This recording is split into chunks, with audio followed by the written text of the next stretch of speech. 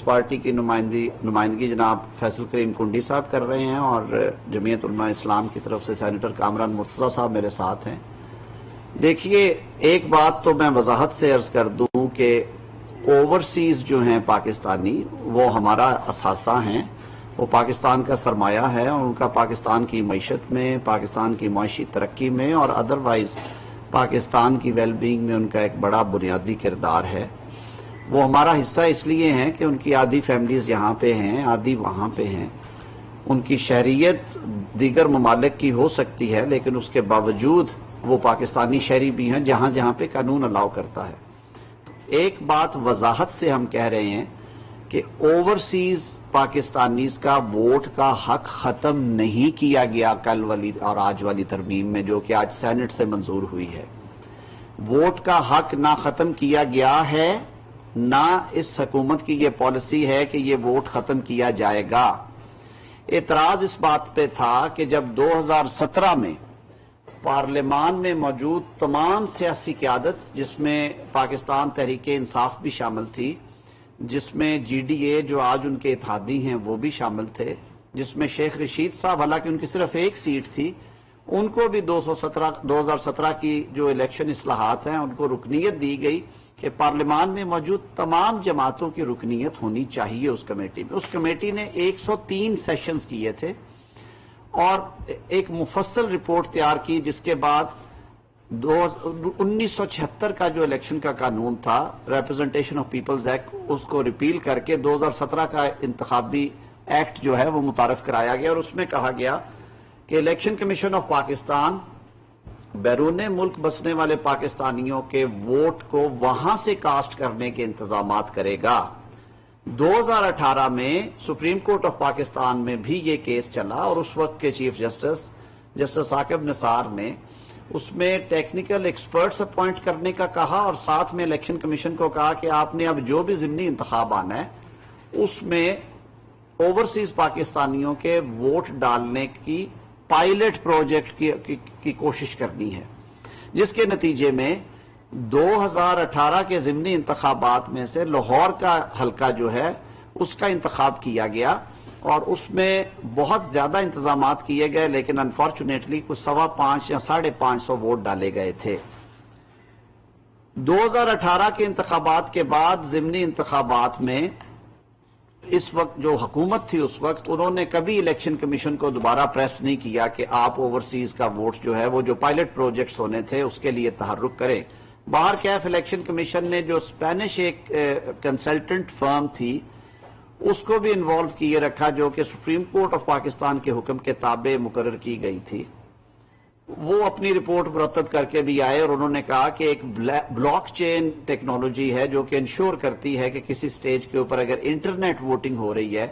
تو وہ ٹیمپر نہ کی جا سکے، اس میں کوئی چھیڑ چھاڑ نہ ہو اور کوئی نتیجہ تبدیل نہ کیا جا سکے۔ 2021 میں پی ٹی آئی گورنمنٹ نے یہ بل متعارف کروایا اور انہوں نے کہا کہ جو انٹرنیٹ ووٹنگ کے ذریعے اوورسیز پاکستانیز کو اگلے الیکشن میں ووٹ کا حق دیا جائے اور الیکشن کمیشن یہ انتخابات کروائے گا۔ قومی اسمبلی میں اس بل کو بلڈوز کر کے پاس کروایا گیا اور اس کے ساتھ جو ای وی ایمز جڑی ہوئی ہیں کہ لوکل الیکشن جو ہیں وہ الیکٹرانک ووٹنگ مشین کے ذریعے ہوں گے۔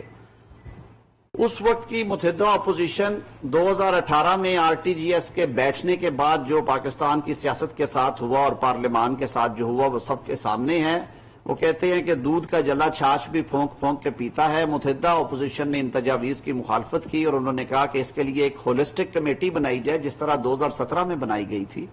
اور یہ اتفاق رائے سے کیا جائے کیونکہ 2017 کی لیجسلیشن میں 0 ڈائسینٹ تھا، یعنی کہ کوئی مخالفت میں ووٹ نہیں تھا کسی جماعت کا۔ پی ٹی آئی گورنمنٹ نے یہ بات نہ سنی اور انہوں نے قومی اسمبلی میں 23 بلوں کے درمیان یہ بل رکھ کے آدھے گھنٹے میں رولز کو سسپینڈ کرتے ہوئے، پروسیجرز کو بلڈوز کرتے ہوئے یہ قانون سازی منظور کی۔ لیکن یہ جب معاملہ سینٹ آف پاکستان میں آیا تو سینٹ نے اکثریتی ووٹ کے ساتھ اس معاملے کو اسٹینڈنگ کمیٹی برائے پارلیمانی امور کے سپرد کیا۔ اس کمیٹی میں آدھے اراکین اس وقت کی حکومت کے اور آدھے اراکین اپوزیشن کے تھے۔ 12 سے زائد میٹنگز ہوئی الیکشن کمیشن آف پاکستان کو بلایا گیا جو کہ آئینی ادارہ ہے اور جس کی اصل ذمہ داری شفاف اور غیر جانبدار اور آزاد انتخابات کرانا ہے اور اس طرح سے کرانا ہے کہ ان پہ انگلی نہ اٹھے۔ فیفن اور پل ڈیٹ کے بارے میں سارے پاکستانیوں کو معلوم ہے اور ان کی پاکستان کی جو الیکٹورل ریفارمز اور جو پارلیمنٹری ڈیموکریسی کے لیے ان کی سروسز سارے جانتے ہیں۔ پارلیمنٹری کمیٹی نے انشور کرنے کے لیے کہ کوئی غلطی نہ ہو ان اسپینش کنسلٹنٹس کی فرم کے بھی ویو پوائنٹ کو سنا، اور اس کے علاوہ جو انٹرنیشنل کمپنیز آئی ووٹنگ میں کچھ مہارت رکھتی ہیں انہیں بھی سنا۔ ایک ڈیلیگیشن ان دنوں میں جا رہا تھا رشین الیکشنز کو آبزرو کرنے کے لیے، اس میں بھی نمائندگی لی گئی اور وہاں پہ بھی جا کے رشین الیکشنز کو بھی، وہاں کے ڈوما کے الیکشنز کو بھی آبزرو کیا گیا۔ سنا تھا کہ وہاں پہ بھی انٹرنیٹ ووٹنگ ہے۔ وہ سارا دیکھنے کے بعد اور تمام سٹیک ہولڈرز کو سننے کے بعد کمیٹی نے الیکشن کمیشن کی جو سفارشات تھی ان کو مقدم جانا، کیونکہ 34 کے قریب اعتراضات الیکشن کمیشن نے ان اصلاحات پہ لگائے تھے، جن میں ای ووٹنگ یعنی ای وی ایم الیکٹرانک ووٹنگ مشین اور بیرون ملک پاکستانیوں کا میڈیم کے ووٹ ڈالنا کس طرح ہے انٹرنیٹ کے ذریعے یا ادروائز، اس کے بارے میں انہوں نے اپنی مختلف اعتراضات سامنے رکھے تھے۔ الیکشن کمیشن کے موقف کو فوقیت دیتے ہوئے اور یہ ریئلائز کرتے ہوئے کہ انتخابات نہیں ہو پائیں گے اس قلیل عرصے میں، یہ سال 6 مہینے سوا سال کی یہ ایکسرسائز نہیں ہے، الیکشن کمیشن نے کہا کہ اس کے لیے ہمیں پہلے پائلٹ پروجیکٹس کرنا ہے، کیونکہ ہم جنرل انتخابات میں پورے ملک میں ای وی ایم مشینز کا بھی رسک نہیں لے سکتے، اور انٹرنیٹ ووٹنگ جو ہے اس کی ابھی تک جو مستند ہونا کہ یعنی اس میں ووٹ میں ہیرا پھیری نہ ہو، اس پہ ہمیں بہت سارے سیریس کنسرنز ہیں جو کہ انٹرنیشنل کنسلٹنٹس اور لوکل کنسلٹنٹس کے تھے۔ اس تناظر میں اسٹینڈنگ کمیٹی برائے پارلیمانی امور، جس میں سینیٹر کامران صاحب بھی بیٹھتے رہے ہیں ہمارے ساتھ، سینیٹر تاج حیدر صاحب تھے، سینیٹر علی ظفر صاحب تھے، اس میں سینیٹر اعظم سواتی صاحب، جناب شبلی فراز صاحب، مصطفیٰ نواز کھوکھر صاحب، سینیٹر تاج حیدر صاحب، یہ سارے لوگ تھے جن کا لیگل بیک گراؤنڈ بھی ہے اور وہ منجھے ہوئے سیاستدان ہیں۔ کثرت رائے کے ساتھ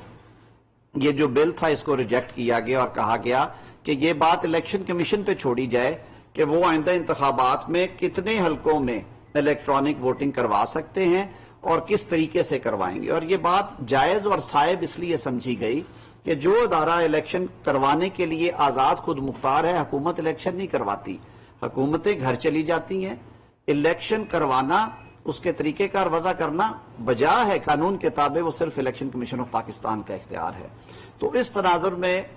اس شک کو نامنظور کیا گیا، لیکن انفارچونیٹلی اس کو حکومت نے ٹیبل نہیں ہونے دیا سینٹ میں، کیونکہ یہ حکومت کا اختیار ہے منسٹری آف پارلیمنٹری افیئرز کا کہ وہ اس رپورٹ کو بل کی شکل میں ٹیبل کرتی سینٹ میں۔ 90 روز گزارے گئے تاکہ وہ ٹیبل نہ ہو، تو جوائنٹ سٹنگ بلائی گئی، وہاں پہ عددی اکثریت جو کہ چند ووٹوں کی تھی،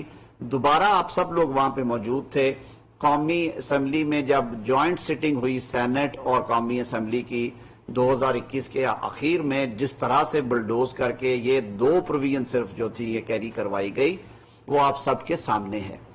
ابھی ہم نے کہا کہ ہم الیکشن اصلاحات کروا رہے ہیں، لیکن at the same time election commission of Pakistan نے گزشتہ ماہ سپریم کورٹ آف پاکستان کے سامنے بھی یہ کہا کہ اگر انتخابات ہونے ہیں اس ملک میں تو فوری طور پہ 6-7 ماہ کے یا 8 ماہ کے اندر یا سال کے اندر انتخابات اگر چاہتے ہیں تو وہ ای ووٹنگ مشینز اور الیکٹرانک ووٹنگ یا انٹرنیٹ ووٹنگ کے ذریعے ممکن نہیں ہے۔ اس کے لیے ہمیں ٹائم چاہیے اور قانون میں مناسب ترمیم بھی چاہیے۔ جو مینڈیٹ کر دیا گیا تھا، جو تھوپ دیا گیا تھا ان پہ کہ آپ نے کرانے ہی کرانے ہیں، چاہے انتخابات تباہ ہوں یا انتخابات میں رکھنا پڑے، اس میں انہوں نے کہا کہ ہمیں اتنی سپیس دی جائے، ہم ایک آئینی ادارہ ہیں کہ ہم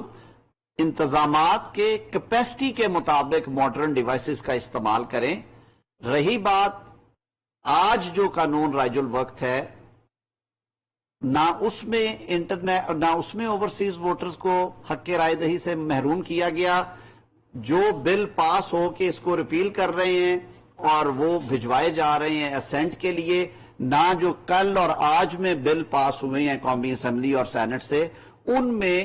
بیرون ملک پاکستانیوں سے حق رائے دہی لیا گیا ہے۔ یہ بالکل جھوٹا پروپیگنڈا ہے۔ رہی بات ای وی ایم مشینز کی، تو اس میں بھی ہم نے کہا ہے کہ الیکشن کمیشن ضرور یہ طریقہ کار استعمال کرے، لیکن اپنی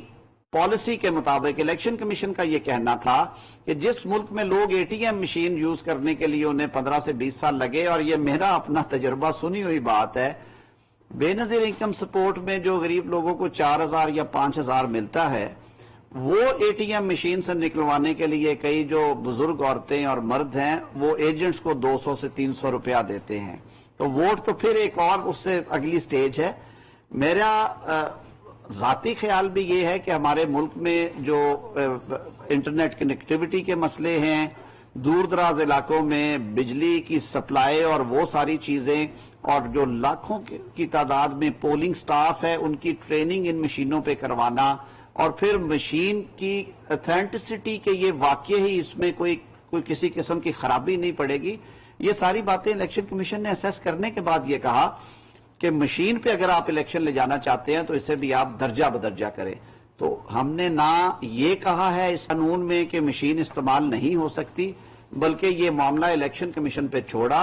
کہ آپ پائلٹ پروجیکٹس کر کے آپ تسلی کریں، اور آپ جس انتخاب میں چاہیں یہ الیکٹرانک مشین کا استعمال کر سکتے ہیں۔ تو یہ بڑی کلیئر پوزیشن ہے، اس پہ یہ وضاحت کرنا آپ سب لوگوں کے سامنے بہت ضروری تھا، کیونکہ ادھر سے تو یہ ایک متواتر کل سے یہ پریس میں بھی اور جو وہ ٹویٹر پہ سوشل میڈیا پہ ایک طوفان برپا کیا ہوا ہے پی ٹی آئی کے لوگوں نے کہ جی اوورسیز پاکستانی سے ووٹ ڈالنے کا حق چھین لیا گیا ہے۔ ہم نے بلکہ انہیں یہ حق ان کا انٹیکٹ رکھنے کے ساتھ ساتھ ایک اور تجویز ہے اتحادی جماعتوں کی جو کولیشن گورنمنٹ ہے، ہمارا بلکہ یہ ہماری توقع ہے کہ عمران خان صاحب جو کہ ہمیشہ بات کرتے ہیں صرف پولیٹیکل پوائنٹ سکورنگ کے لیے، وہ اس کو چھوڑیں۔ اگر وہ واقعی درد دل رکھتے ہیں بیرون ملک پاکستانیوں کے لیے تو آئیں اسمبلی میں آ کے، ہم آئینی ترمیم لا رہے ہیں جس میں ہماری یہ خواہش ہے کہ جو اصلاحات کمیٹی ہے اس کے سامنے یہ ایجنڈے پہ ہے، وہاں سے یہ منظور ہونے کی قوی امید ہے کہ جو بیرون ملک پاکستانی ہیں ان کو اسمبلی میں بھی نمائندگی دی جائے۔ اس کے لیے ظاہر ہے آپ کو آئینی اصلاحات میں وہ پروویژنز چینج کرنا پڑے گی جس میں ان کے ڈیول نیشنلٹی کا معاملہ ہے، لیکن اگر کوئی ان میں سے دوست اپنی نیشنلٹی وہاں کی چھوڑ کے پاکستانی نیشنلٹی رکھ کے اس کوٹا سے الیکشن لڑنا چاہے تو اس کے لیے جو الیکشن اصلاحات کی ایک جامع کمیٹی اس وقت ہے وہ کام کر رہی ہے۔ پی ٹی آئی کو بھی چٹھی لکھی گئی ہے، ان کی طرف سے کوئی نمائندگی نہیں آ رہی، نہ سینٹ کی طرف سے نہ قومی اسمبلی کی طرف سے۔ تو ایک طرف تو یہ سنجیدگی، ہم تو کہتے ہیں کہ آپ ووٹ کا حق تو ہے ہی ہے ان کے پاس، ہمارے بہنوں اور بھائیوں کے پاس، ہم تو انہیں قومی اسمبلی سینٹ میں نمائندگی بھی دینا چاہتے ہیں کہ ان کی سیٹس ہوں، ان کا کوٹا ہو۔ مشرق وسطی ہے، اس کی سیٹ ہے، 2 زونز میں جائے، جو بھی، وہ تو ڈیٹی گریٹیز ہیں۔ ایک اور چیز جو الیکشن کمیشن نے ہمارے سامنے رکھی، انہوں نے کہا کہ جو بیرون ملک تارکین، جو بیرون ملک سمندر پار پاکستانی ہیں، ان کے ووٹ میں مشرق وسطی میں ملینز کی تعداد میں ہمارے دوست جو ہیں وہ مقیم ہیں، جو کہ زر مبادلہ بھی کماتے ہیں اور وہاں محنت مزدوری کر کے اپنا گزارا کرتے ہیں۔ مشرق وسطی کے بہت سارے ممالک نے لکھ کے ریفیوز کیا کہ ہم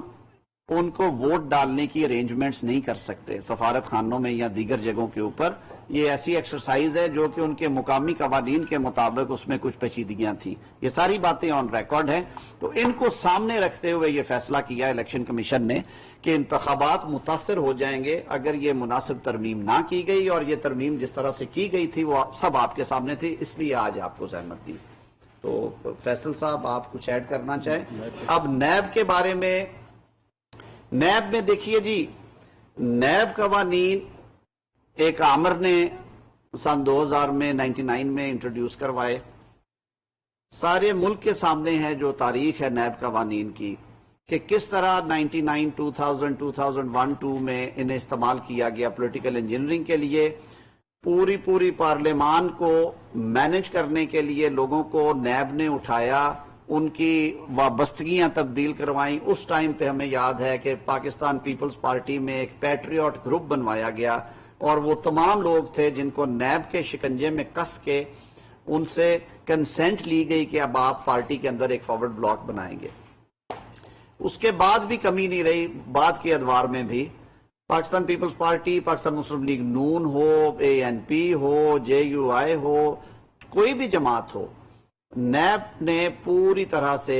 سیاست کو مقدم رکھتے ہوئے اپنا کردار ملکی سیاست میں ادا کیا، اس حد تک کیا کہ سپریم کورٹ آف پاکستان کو اپنے فیصلوں میں لکھنا پڑا ریسنٹ پاسٹ میں خواجہ سعد رفیق کو ضمانت گرانٹ کرتے ہوئے کہ یہ ہسٹری ہے اس ملک میں اکاؤنٹیبلٹی لاز کی، اور یہ ایک اچھا کام تھا کہ بالکل اکاؤنٹیبلٹی ہونی چاہیے، لیکن اکاؤنٹیبلٹی کے نام پہ وہ کام کیے گئے کہ یہ ایجنڈا ہی داغدار ہو گیا، یہ مشن ہی داغدار ہو گیا، اور عدالت نے یہ لکھا کہ شواہد موجود ہیں کہ نیب کو پولیٹیکل انجینئرنگ کے لیے استعمال کیا جا رہا ہے۔ سپریم کورٹ آف پاکستان میں ہی نئے عدالتی سال کے آغاز پہ، یہ غالباً 2019 کا عدالتی سال تھا، سپٹمبر 2019 میں اس وقت کے چیف جسٹس صاحب نے فل کورٹ میں بیٹھ کے پاکستان بھر کے سینئر لائرز کی موجودگی میں، جسے آپ لوگوں نے کور کیا، انہوں نے کہا کہ نیب قوانین جو ہیں یا نیب کا جو ادارہ ہے اس پہ بڑی انگلیاں اٹھ رہی ہیں، قوانین کا غلط استعمال ہو رہا ہے، اور سیاسی مخالفین کی حوالے سے بہت ساری باتیں ہو رہی ہیں جو کہ ہمارے لیے لمحہ فکریہ ہیں۔ عدالتوں نے اپنے فیصلوں کے ذریعے بارہا لکھا کہ نیب کا قانون جس میں ضمانت کا حق نہیں تھا دیا گیا، اور ہائی کورٹس ریٹ پٹیشنز کے ذریعے آئینی اپنی جورسڈکشن ایکسرسائز کرتے ہوئے ضمانت کا درخواستوں کا فیصلہ کرتی تھی، جس میں سکوپ بہت کم تھا۔ یہ بنیادی حقوق کے برعکس ہے، اور جو آرٹیکل 25 ہے اس کے بھی برعکس ہے کہ اور بہت سارے مقدمات، میں ایک مثال دیتا ہوں کہ میرے ملک میں قتل کے مقدمے میں، زنا بالجبر کے مقدمے میں، اغوا برائے تاوان کے مقدمے میں جو شخص انڈر ٹرائل ہے وہ ضمانت کا حقدار ہے، یعنی کہ قانون گنجائش دیتا ہے کہ اگر اس کے کیس میں گنجائش ہے تو اسے ضمانت دے دی جائے، لیکن نیب کا قانون کہتا ہے کہ ضمانت سرے سے دینی ہی نہیں ہے۔ بڑی تبدیلی تھی، یہ تبدیلی کی گئی ہے۔ سپریم کورٹ آف پاکستان نے طلعت اسحاق کیس میں 5 رکنی بینچ نے کہا کہ پارلیمان سے ہم یہ توقع رکھتے ہیں کہ وہ یہ قانون سازی کرے گی۔ 90 روز کا ریمانڈ